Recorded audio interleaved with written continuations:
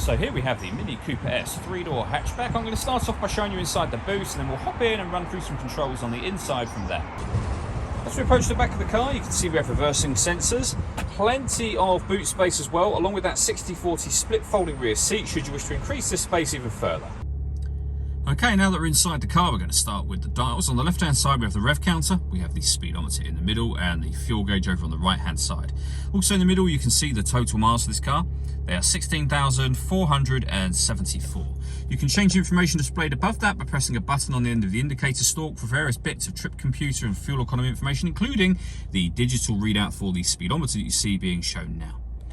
If we back out to the steering wheel, on the left-hand side we have cruise control and speed limiter, and over on the right-hand side stereo and phone controls.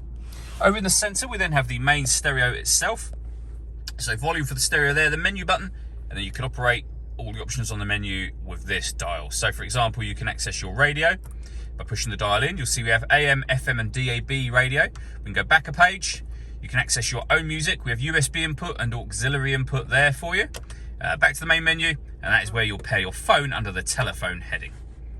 Working our way down from that, we have dual zone climate control. So you can adjust the passenger temperature, the driver temperature.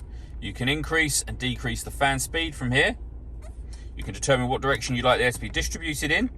Once you're happy with those settings, your air conditioning is on at the minute, so off, back on again, or hit auto. The car will now take control of the direction of the air and the fan speed to maintain the temperatures that you've asked for. Any manual adjustment will override auto, or you can press the auto button itself to do that as well. We have a heated driver seat with 3 different heat settings. The same for the passenger side as well. We've got a heated rear and heated front screen just there.